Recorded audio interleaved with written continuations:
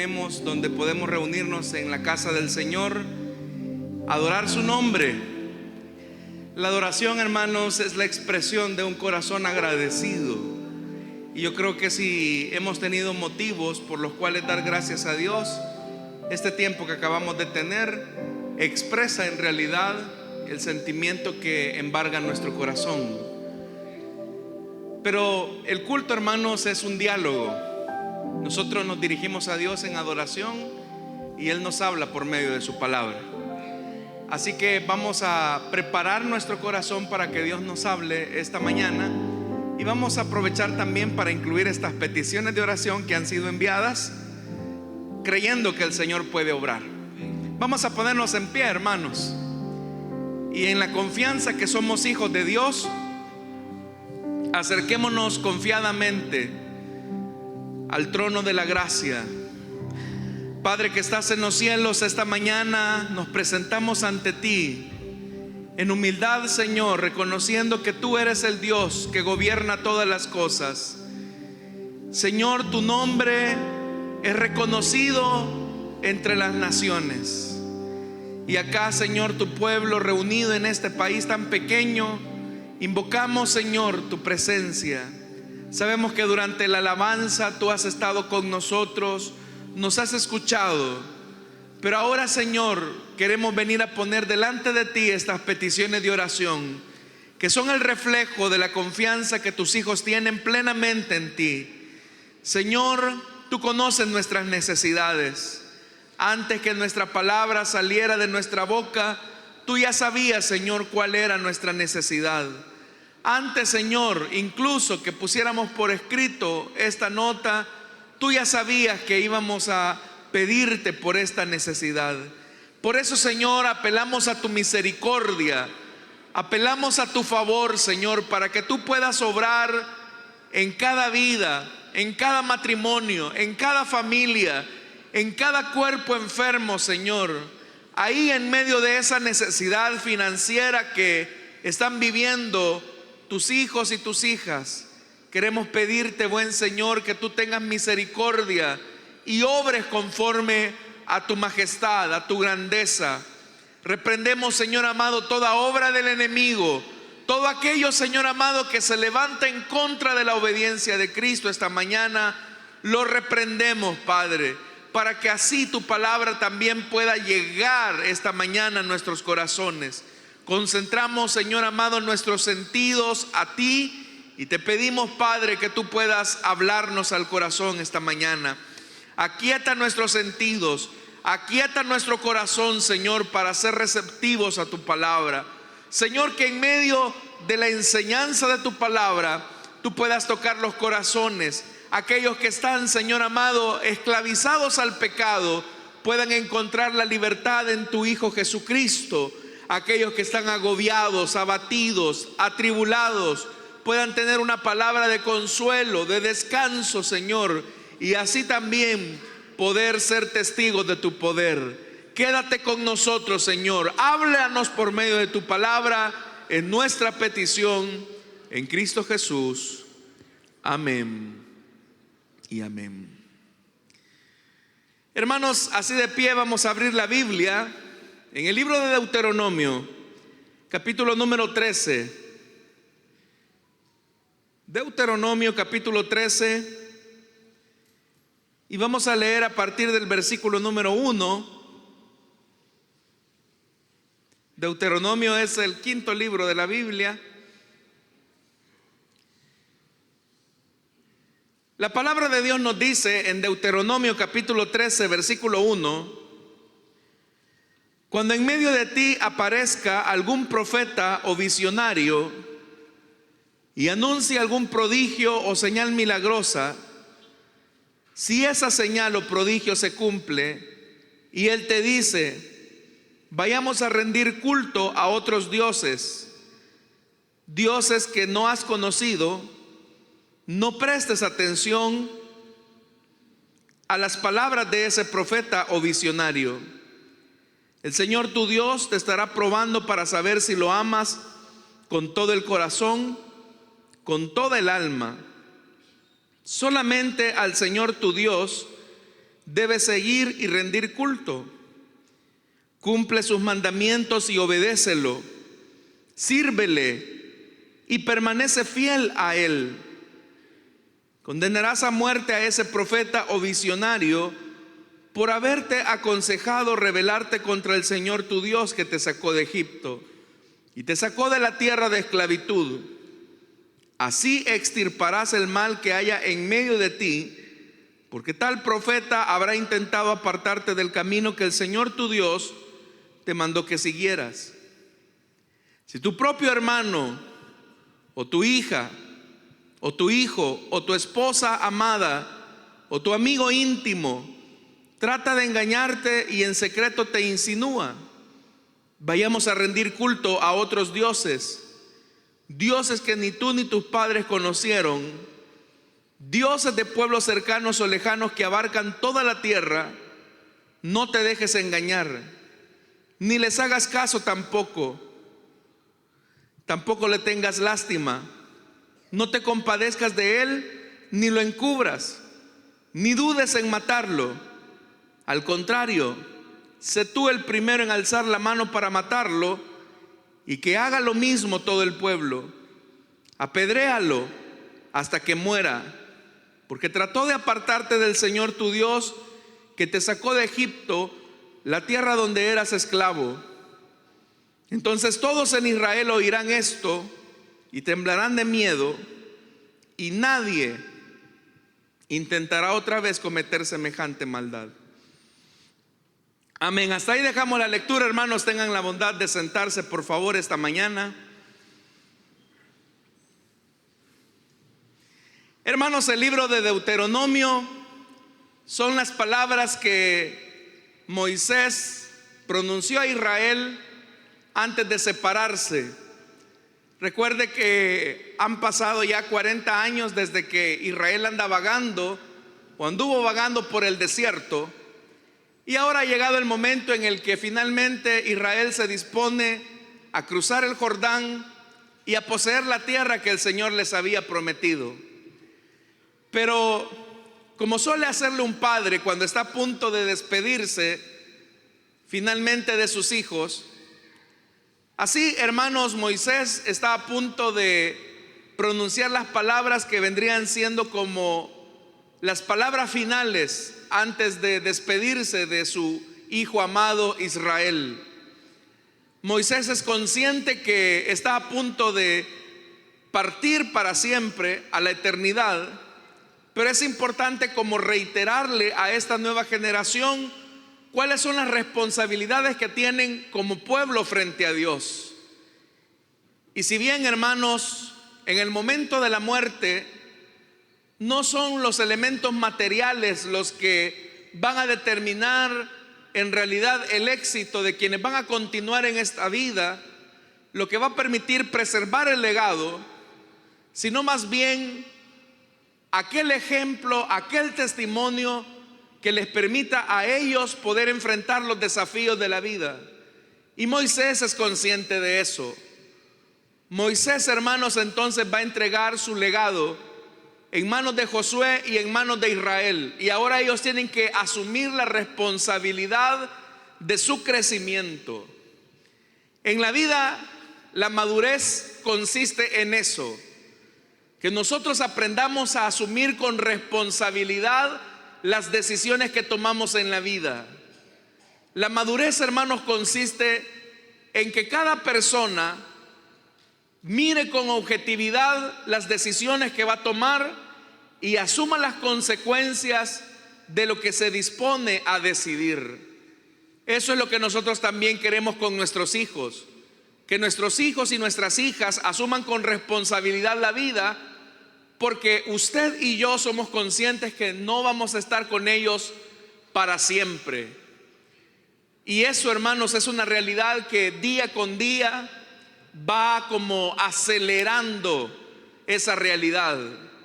Y creo que la satisfacción o la tranquilidad que pueda tener un padre cuando tenga que partir de esta tierra, en buena parte el descanso que un padre o una madre pueda tener es: mi hijo va a asumir con responsabilidad la vida porque yo le enseñé a que fuera responsable con ella. Eso, hermano, garantiza en buena medida el éxito que van a tener ellos en la medida en que vayan avanzando, en la medida en que vayan caminando. Y Moisés también quiere hacer lo mismo. Moisés quiere que Israel asuma con responsabilidad su crecimiento. Ahora, ¿qué es o cuáles son los elementos? ¿Cuáles son los elementos que a juicio de Moisés van a garantizar ese crecimiento? ¿O cuáles son las evidencias de esa madurez? Para que nosotros, hermanos, podamos ver eso, es bastante interesante lo que este pasaje nos ha dicho. En el versículo 4 está la medida de madurez. Y es la medida de madurez que tenemos que tener absolutamente todos. Dice el versículo 4: solamente al Señor tu Dios, número 1, debes seguir. Número 2, rendir culto, cumplir sus mandamientos, obedecerle, servirle y permanecer fiel.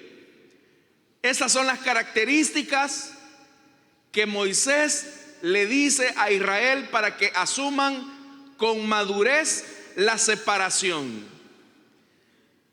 Si nosotros también nos hiciéramos la pregunta, ¿cuáles son las características de un Israel maduro, de un Israel que ha progresado, de un Israel que va a asumir con responsabilidad su crecimiento? Son estas, pero estas también tienen que ver con nosotros. Dios desea que solamente lo sigamos a Él. Es decir, quien va a dirigir nuestros pasos, quien va a dirigir nuestra vida, no son nuestras opiniones humanas, no son mucho menos tampoco los comentarios o las sugerencias de otras personas, sino que debemos de seguir al Señor. Él es el que va delante de nosotros y nos va diciendo: este es el camino correcto, estos son los pasos que tú debes de dar, no te debes de alejar ni a diestra ni a siniestra, sino que sígueme a mí. Pero para seguir al Señor es importante que pongamos la mirada en Él, que no nos extraviemos ni a la derecha ni a la izquierda. Ese es el camino hacia la madurez. Pero no solamente eso. Dice: solamente al Señor debes de rendirle culto. ¿Qué significa rendir culto al Señor? Significa que el único que debe de ser objeto de nuestra admiración, de nuestra adoración, de nuestra veneración, de nuestro reconocimiento total, debe ser el Señor. Si lo vamos a seguir a Él, entonces en la medida en que lo vamos siguiendo, lo vamos admirando, nos vamos maravillando de Él, nos vamos enamorando de Él. Es decir, que seguir al Señor implica que paso que damos, paso que nos enamoramos. Camino que nos conduce al Señor es paso que nos va conduciendo también hacia su corazón. Por eso es que dice: solamente al Señor le vas a rendir culto. Ve, ahí estamos viendo las evidencias de un Israel maduro. Pero dice más: cumple sus mandamientos y obedécelos. En la medida en que el Señor va caminando delante de nosotros, Él nos va diciendo: hijo, esta es mi voluntad. Quiero que no te hagas imágenes de lo que está en el cielo, ni en la tierra, ni lo que está debajo del agua, sino que solamente me debes de adorar a mí. Hijo, yo deseo que tú no pronuncies el nombre del Señor tu Dios en vano. Y en la medida en que vamos escuchando la palabra del Señor, lo vamos siguiendo y lo vamos obedeciendo. Es decir, vamos caminando detrás de Él, nos vamos enamorando de Él, pero también vamos obedeciendo lo que Él nos está dando, las instrucciones que Él nos está precisando. Pero no acaba ahí, sino que dice: sírvele. ¿Por qué el servicio? es una expresión de madurez. ¿Por qué el servicio cristiano es un síntoma de crecimiento? Porque Jesús mismo lo dijo, hablando acerca de Él mismo. El Hijo del Hombre no ha venido para ser servido. El Hijo del Hombre no ha venido para asumir una posición de Señor, sino que ha venido a entregar su vida, a ponerla en rescate de muchos. Él, siendo Dios, asumió la forma de hombre, y asumiendo la forma de hombre tomó la posición de siervo. Jesús dijo que el que quería ser grande en el reino de Dios debía de ser el servidor de todos. Es decir, que entre más nosotros asumamos la responsabilidad de servir a los demás, nuestro crecimiento se va acentuando. Por eso es que una de las características de la madurez cristiana es el servicio, servir a Dios. Y servir a Dios, hermanos, es en todos los niveles, no solamente a través de un privilegio, lo cual es parte de ese servicio, sino que también, hermanos, incluye servir a Dios como padre, como madre, como esposa, como hijo, como profesional. Incluye servir a Dios en todas las facetas de la vida, servir a nuestro prójimo, porque ese servicio es la evidencia de que estamos siguiendo a un Dios que nos va transformando, que nos va modelando. Pero no basta solamente con haber iniciado el camino, porque es fácil comenzar. Por eso es que inmediatamente en el versículo 4 se nos dice: permanece fiel. Permanece fiel. Lo que estás haciendo, hazlo con fidelidad. Habrán personas que van a tratar la manera de decirte: tómate un descanso del camino. ¿Por qué no te tomas un descanso y este día no sigues al Señor? Ay, deja que el Señor camine un poquito, pero tú descansa. Habrán personas que en el camino nos van a querer desalentar. Otros quizás, hermanos, van a producir un desaliento en nuestro corazón porque les vamos a servir a ellos, pero no vamos a recibir de ellos gratitud, o no vamos a recibir un gracias por lo que tú estás haciendo, sino que vamos a encontrar un reproche, vamos a encontrar que a veces no se valora lo que se hace, y eso puede desanimar a una persona. Pero la instrucción del Señor es a que seamos fieles. Nosotros debemos de servir al Señor, nos agradezcan o no nos agradezcan. Debemos de servir al Señor, nos vean o no nos vean, porque recordemos que no estamos sirviendo a los ojos del hombre, estamos sirviendo al Señor, que todo lo ve y que no hay nada oculto delante de sus ojos. Esa convicción es la que debemos de tener. También, hermanos, en el camino de nuestro crecimiento y de nuestra madurez, habrán personas que van a querer tratar la manera de minimizar las exigencias de Dios. No, mira, yo sé que tú has escuchado que el Señor dice que no hay que adulterar, pero podemos permitirnos una pequeña licencia. Es más, ¿por qué no te das una licencia o una concesión permitiéndote una aventuría con tu compañero de trabajo, con tu compañera de la oficina? Tu esposa no se va a dar cuenta, los hermanos de la iglesia no se van a dar cuenta, y tú puedes seguir siendo cristiano y aquí no pasa nada. Las personas pueden intentar reducir las exigencias de la palabra de Dios, pero por eso es que en el versículo 4 el Señor le dice: permanece fiel. ¿A quién? No a Moisés, no a Josué. Permanece fiel al Señor. Y eso es lo que debemos de hacer, hermanos: permanecer fieles al Señor. Es decir, si vamos detrás del Señor, sigámoslo con fidelidad. Si le rendimos culto al Señor, hagámoslo con fidelidad. Nadie puede ocupar el lugar que solamente al Señor le corresponde. Si vamos a obedecer los mandamientos de Dios, hagámoslo con fidelidad. La fidelidad en estas cosas Es lo que determina nuestra madurez, nuestro crecimiento. Hasta este momento yo les he hablado de las características de una persona que vive en madurez y en fidelidad. Pero como todo viaje, durante el camino podemos tener distractores. Y los distractores son peligrosos, porque en la distracción, hermanos, podemos pervertir nuestra mirada y ya no podemos seguir con esa fidelidad con la que nos propusimos al haber conocido al Señor. Vamos a ver algunos distractores. Veamos lo que dice el versículo 1. Cuando en medio de ti, oiga esto, cuando en medio de ti, me gusta cómo lo dice la palabra, porque de lo que nos va a hablar este versículo 1 es de una amenaza. Pero la amenaza no está afuera, la amenaza está dentro. Cuando pensamos en las obras del diablo, uno puede pensar que el diablo está allá afuera, que el diablo está en el burdel, en la cantina, que el diablo está ahí donde hay corrupción.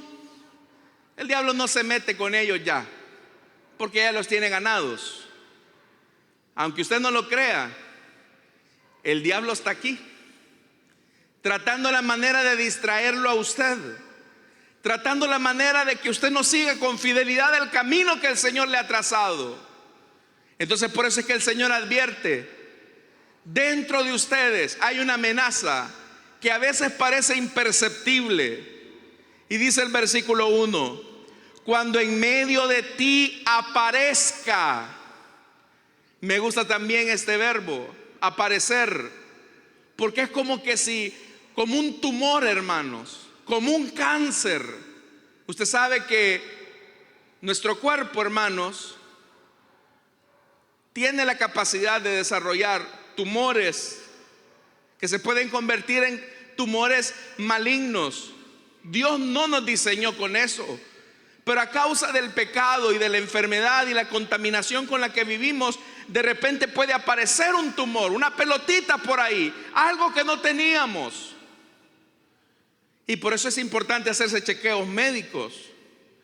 Pero también con Dios es importante que de repente nos chequeemos para ver cuál es la consistencia de nuestra fidelidad a Él. Por eso dice el verso 1: cuando en medio de ti aparezca algún profeta o visionario y anuncie algún prodigio o señal milagrosa.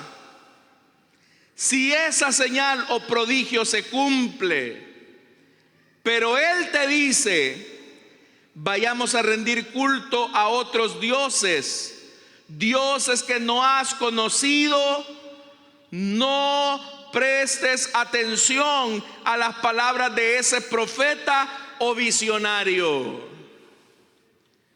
Dios está dando por sentado que esta gente es capaz de hacer señales, es capaz de hacer milagros. Pero muchas veces las personas se dejan fascinar por lo extraordinario. La gente se puede dejar maravillar por lo sobrenatural y decir: bueno, aquí está el poder de Dios, hay que ir detrás de este hombre. Pero el Señor dice: si esa señal, si ese prodigio, si ese milagro no te acerca a mí, sino que por el contrario te aleja de mí, no prestes atención. Vivimos en una época, hermanos, de mucha fascinación. La gente va detrás de milagros, de experiencias. La gente pone un enfoque, un énfasis en el hecho de: es que yo sentí, es que viera lo que yo vi. Pero esos milagros, esas señales están rodeados de falsas enseñanzas, de falsas doctrinas, que lo que hacen es desviar nuestra atención de la fidelidad que debemos de tener en seguir al Señor. Entonces por eso es que el Señor les dice: no prestes atención a las palabras de ese profeta o visionario, que de repente vino alguien diciendo: el Señor me habló, o tuve una visión, y en esa visión el Señor me decía que tomáramos otro camino que no es este. Eso es muy común en nuestra época actual. Hermano, yo tuve un sueño, tuve una visión, y yo veía que en ese sueño y en esa visión usted y yo formábamos un nuevo movimiento, una nueva iglesia con estas enseñanzas. ¿Sabe? La mayor parte de sectas que se han formado en el mundo se formaron precisamente porque hubo un alucinado que de repente tuvo una señal. Eso le pasó a José Smith, eso le pasó a Elena White, eso también, hermanos, le pasó a Carlos Russell, el fundador de los Testigos de Jehová. Todos ellos tuvieron sueños, visiones que hicieron desviar a las personas de su obediencia a la palabra de Dios. Entonces uno no tiene que poner el interés en los elementos sobrenaturales, porque sabemos que el diablo, Satanás, también puede hacer elementos sobrenaturales. Le voy a decir esto: Satanás puede hacer milagros, Satanás puede obrar señales prodigiosas, y eso puede desviar la atención de las personas, pero no se están dando cuenta que detrás de esas señales, detrás de esos milagros, hay una mentira para que no seamos fieles al Señor.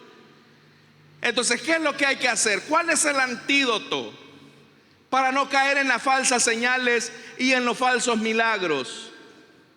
Vea lo que dice el versículo 3 en la segunda parte: el Señor tu Dios te estará probando para saber si lo amas con todo el corazón y con toda el alma. Porque la señal, el milagro es seductor. El milagro, lo sobrenatural, seduce. ¿Y quién no quiere tener poderes curativos? ¿Y quién no quiere ver, hermanos, milagros asombrosos?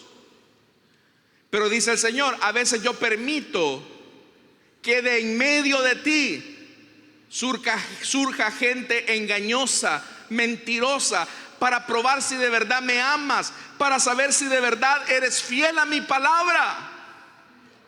Porque el Señor que camina frente a ti te dice: hijo, sigue recto. Señor, pero es que mira, aquí a la derecha están dándole vista al ciego. Sigue derecho, hijo. Señor, pero mira, aquí en la izquierda están haciendo grandes milagros. Sigue derecho. Señor, pero mira, aquí en otro costado yo estoy viendo que están levantando a un paralítico. Sigue derecho, escucha mi palabra. El Señor está probando para saber si lo sobrenatural no nos seduce al punto que hagamos a un lado a Dios y nos enamoramos de lo sobrenatural. Entonces, ¿qué es lo que hay que hacer? Versículo 4, nuevamente: solamente al Señor tu Dios debes seguir. Entonces, usted sabe que hay gente que anda, hermanos, en actividades donde culto de milagros, campaña de sanidad divina. Yo no dudo que nuestro Dios puede sanar a los enfermos.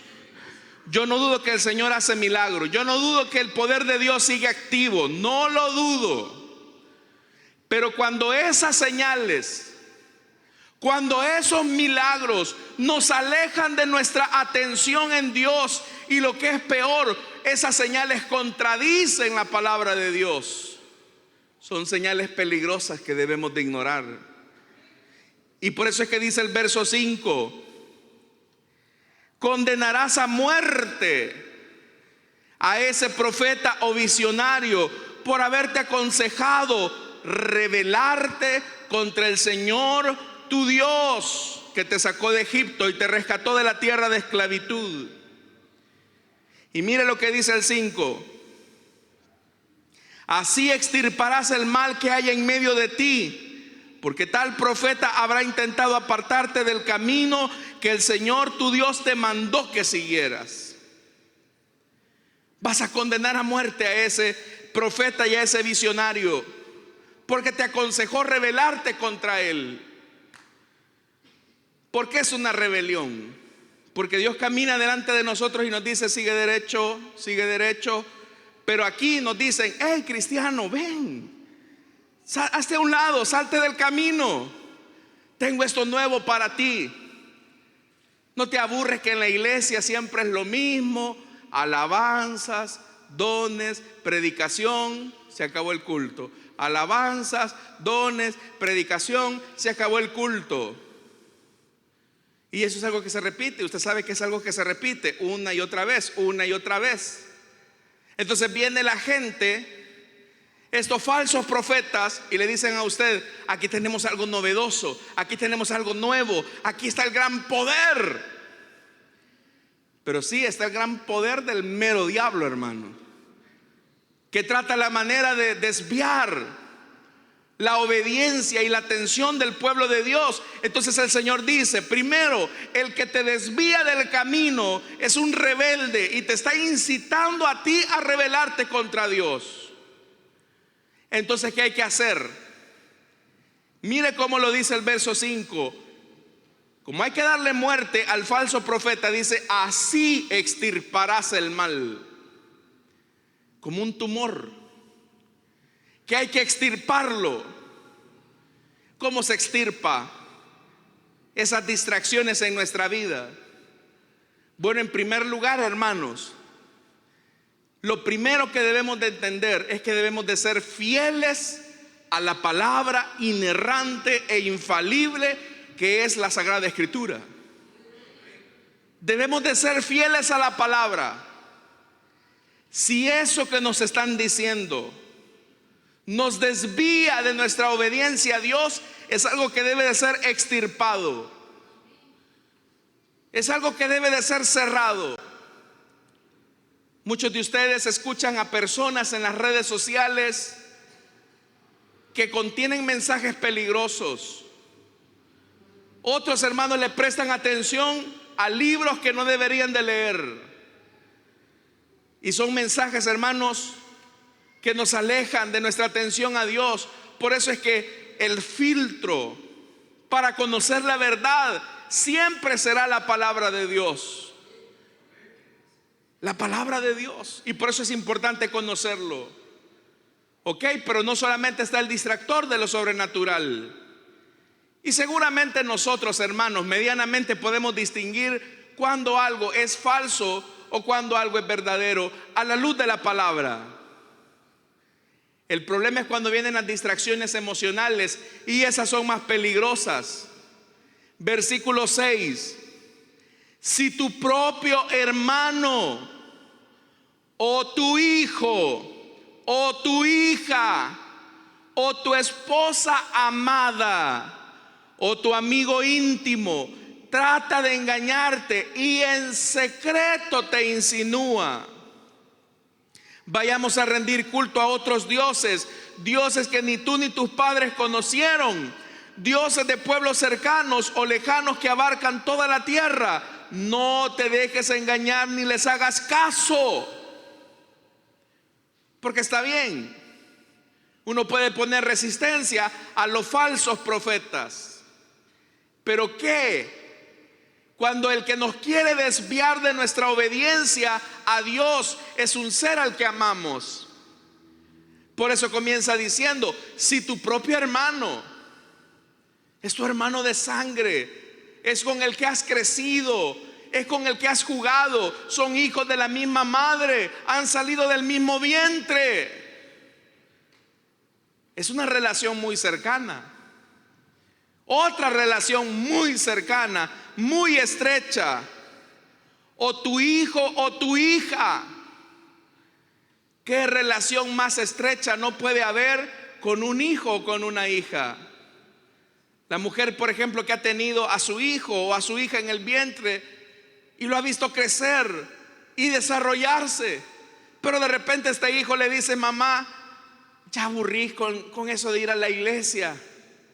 Mira, yo iba contigo cuando era niño y yo iba a la fuerza, pero ¿no te aburre eso de estarle sirviendo al Señor? Eso de obedecer la palabra. ¿No te aburre eso de ir a culto tras culto, mamá? Es su hijo, es su hija el que se lo está diciendo. Quizás hasta le hacen mala cara cuando usted viene a servir al Señor y el Señor dice: si tu propio hijo o hija. Y el Señor va más allá y dice: o tu esposa amada. De repente esa bella princesa le está diciendo: ay, otra vez vas a servir. No, hombre, yo quería que tuviéramos un momento juntos. Es más, yo no quiero que sirvas. Mira, antes nos íbamos a las discotecas a bailar los fines de semana en la noche, y hoy me decís que eso no está bien y solo me querés llevar a la iglesia, y por eso yo voy con la gran carota cuando voy a la iglesia, porque no me gusta estar ahí. Me molesta hasta que me digan: hermana, Dios le bendiga. Yo no soy hermana de esa fulana. Hay gente, hermanos, hay esposos, no vinieron a este culto, o esposas que tampoco vinieron a este culto, que vienen con una cara larga. Vienen con la cara larga porque su esposo o su esposa los ha traído acá a la iglesia.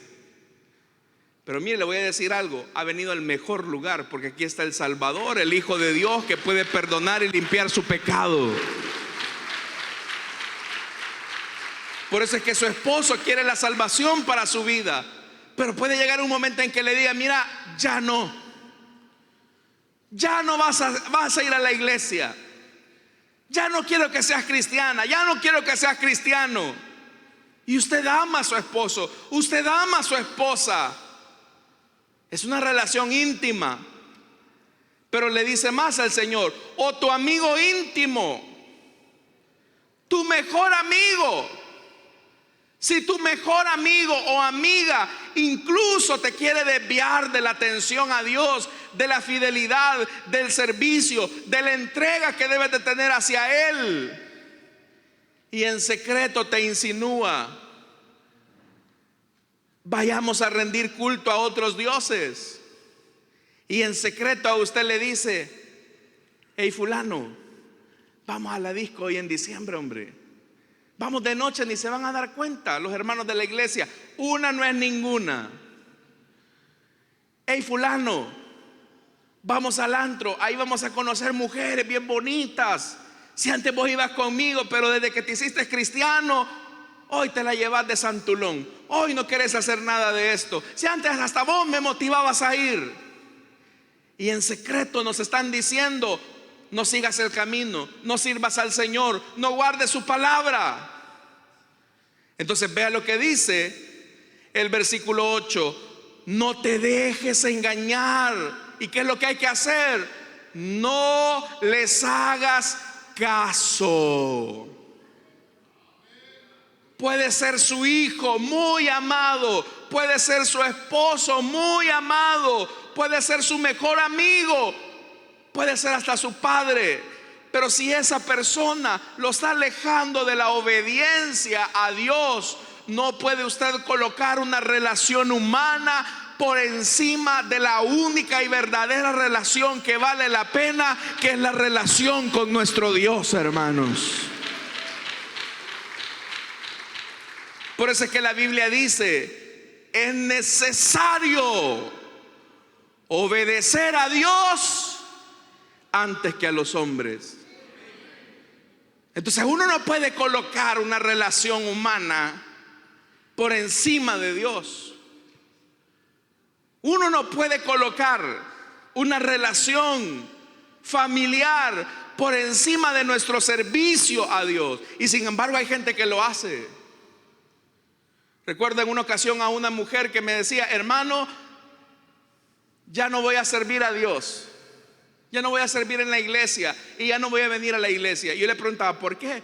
Es que mi esposo no me deja, es que mi esposo no quiere que yo venga a la iglesia ni que sea cristiana, así que ya no voy a volver a la iglesia, me dijo.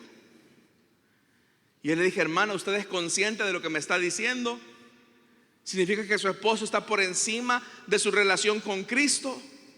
Es que, hermano, yo quiero tener paz y yo no quiero tener problemas. Hermano, ¿de qué sirve tener tranquilidad y paz con los hombres cuando estamos enemistados con Dios? Es preferible tener enemistad en la familia, tener enemistad en el trabajo, pero tener paz con el Señor, hermanos. Es preferible estar reconciliados con Dios. Entonces dice: no te dejes engañar ni les hagas caso. Y el verso 8, mire, como que el Señor sabe que este es un distractor. Tampoco le tengas lástima. Pobrecito mi esposo, pobrecita mi hija, está bien, voy a abandonar al Señor por ir tras él. No le tengas lástima, dice el verso 8. No te compadezcas de él y ni lo encubras. Y mire, esto le va a parecer duro, lo que dice el verso 9. Ni dudes en matarlo. Al contrario, dice el Señor, sé tú el primero en alzar la mano para matarlo, y que haga lo mismo todo el pueblo. Pues voy a ir a matar a mi esposo, dijo un hermano. No se trata de tomarlo literal, pero a veces hay que matar un sentimiento, para que quitando ese sentimiento coloquemos nuestro énfasis, nuestra fidelidad en Dios. A veces vas a tener que romper una relación. A veces vas a tratar la manera incluso de perderte algunas actividades familiares para que tú alcances la madurez cristiana. Y ya lo dije, ¿qué es lo que Dios espera de nosotros? Sigue solo al Señor. El Señor es la cabeza. Él nos dice qué es lo que debemos de hacer. Ríndele culto solo a Él. Cumple sus mandamientos, obedécele, sírvele y permanece fiel a Él. Lo que el Señor le agrada es que seamos fieles a Él. En lo poco me fuiste fiel, sobre lo mucho te pondré. Dice el verso 10: apedréalo hasta que muera, porque trató de apartarte del Señor tu Dios, que te sacó de Egipto, la tierra donde eras esclavo. Y ese énfasis, donde eras esclavo, es interesante, porque uno se puede esclavizar de una relación. Uno se puede esclavizar de una relación incluso que es buena. Uno se puede esclavizar, hermanos, de la relación con un amigo. Uno se puede esclavizar de una relación amorosa. Y cuando nos volvemos esclavos de esas relaciones, es cuando dejamos a Dios en último lugar. Y por eso es que el Señor dice: déjalo sin vida. Uno no puede concesionar y decir: no, yo sé que él me está alejando de Dios, yo sé que él no es una buena influencia para mí, yo sé que mi mamá me ha dicho que esa amistad no me conviene, pero yo digo que no me va a hacer mucho daño si solamente conservo la relación. Pero yo le preguntaría a cualquier médico de los que hay acá: hermano, ¿y si dejamos aunque sea una pequeña célula cancerígena de un tumor? ¿Qué va a pasar, hermano? Esa pequeña célula o ese pequeño milímetro de tumor puede ser algo tan pequeñito, puede volver a crecer y a desarrollarse y ser más agresivo y llevarnos hasta la muerte. Entonces nosotros no podemos negociar, no podemos concesionar.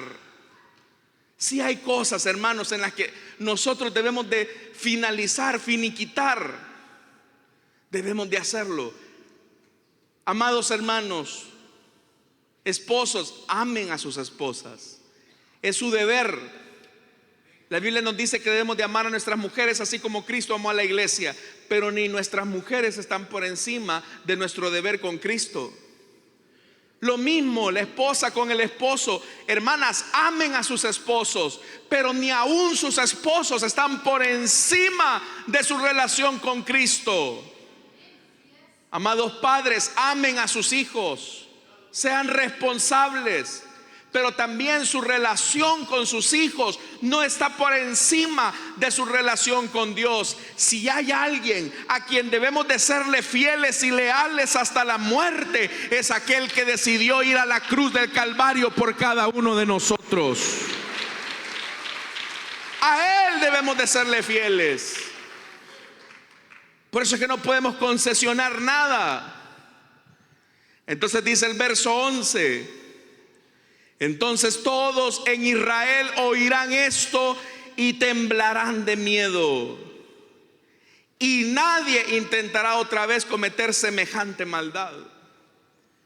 Entonces, si no estamos creciendo en madurez cristiana, es porque nos hemos desviado a la diestra o a la siniestra, a la derecha o a la izquierda. Nos hemos alejado. Pero acá, hermanos, es donde se vuelve importante que pongamos nuestros ojos en Jesús. ¿Qué es lo que dice la Biblia? Puestos los ojos ¿en quién? En Jesús, el autor y consumador de nuestra fe. Si hay que poner la mirada en alguien, no es, hermanos, en nuestros hijos, no es en nuestro esposo o nuestra esposa. Si hay que poner la mirada en alguien, no es en los milagros o en las señales milagrosas. Si hay que poner la mirada en alguien, es en Jesús, que nos dice: sigue recto, camina adelante, no veas a tus costados, sígueme a mí. Por eso es que Jesús dijo: mis ovejas. ¿Cuántas ovejas del Señor hay acá? Mis ovejas, ¿qué dice? Oyen mi voz y me siguen. Por eso, si usted es oveja del Señor, va a seguir a su maestro. Y no vamos a seguir a Jesús, hermanos, solamente por una temporada. Vamos a seguir a Jesús hasta que Él venga por nosotros, o hasta que nos entierren, hermanos y hermanas. Tenemos que ser fieles hasta la muerte, así como nuestro maestro fue fiel hasta la muerte, y muerte de cruz. Dicen amén, hermanos. Vamos a orar, vamos a cerrar nuestros ojos, teniendo nuestros ojos cerrados y nuestro rostro inclinado. Esta mañana quiero hacer una invitación rápidamente. Si hubiera alguna persona que desee entregarle su vida a Cristo, o que desee reconciliarse, le invito para que en el lugar donde está se pueda poner en pie. Y ahí donde usted está habrá un hermano, una hermana que va a orar por usted.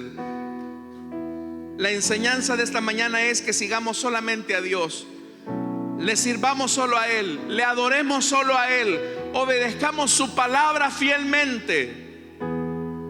Y aunque existan distractores como lo sobrenatural, o como existan distractores en las emociones, debemos de ser fieles a Él. ¿Habrá alguien esta mañana que desee entregarle su vida a Cristo, o que quiera reconciliarse? Póngase en pie. Dios le bendiga a nuestro hermano. Dios le bendiga. Bienvenido, hermano. ¿Habrá alguien más que quiera entregarle su vida a Cristo o quiera reconciliarse? Póngase en pie. Lo importante, hermanos, es que pongamos nuestra mirada en el Señor. Venga. Dios le bendiga a nuestro hermano. ¿Hay alguien más que quiera entregarle su vida a Cristo o quiera reconciliarse? Póngase en pie. Esto es de valientes. Esto es de valientes, hermanos. Nadie le va a juzgar. Nadie le dirá: hermano, ¿qué pasa? No, eso es algo entre Dios y usted. Usted no puede colocar otra cosa que no sea al Señor por encima de todo. Dios le está diciendo: sé fiel hasta la muerte. ¿Hay alguien más que quiera entregarle su vida a Cristo, quiera reconciliarse? Póngase en pie. Si usted sabe que no ha sido fiel al Señor, este es el momento para volver a comenzar. Venga, póngase en pie. ¿Habrá alguien? Vamos, camine. Queremos orar por usted. ¿Habrá alguien? Nada puede estar por encima de Dios. Nada, ni nadie. Solo el Señor. Voy a orar esta mañana por estas vidas, pero si hay alguien más, venga. Acepte la oferta. Acepte lo que el Señor le está ofreciendo, el ofrecimiento que Él le hace.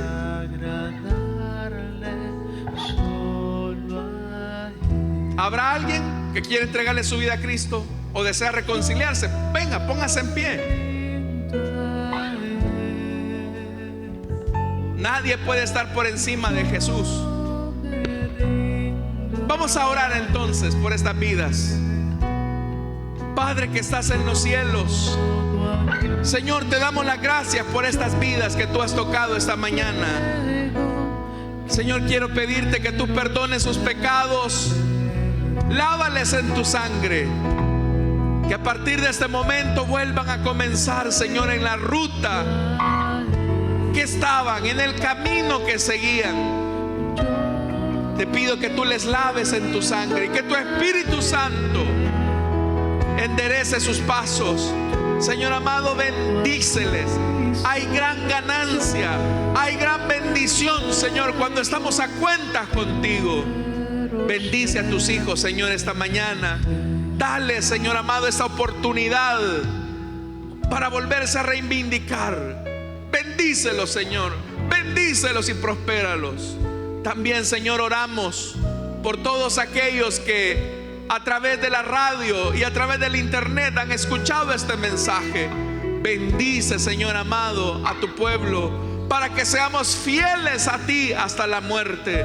Es nuestra petición en Cristo Jesús. Amén y amén. Amén. Le damos la bienvenida a nuestros hermanos con un fuerte aplauso, hermanos. Hay fiesta en los cielos. Bienvenidos, hermanos. Pueden pasar a que les tomen sus datos, por favor. Y mientras lo hacen, hermanos, nosotros vamos a orar por nuestras ofrendas. Oremos, Padre, que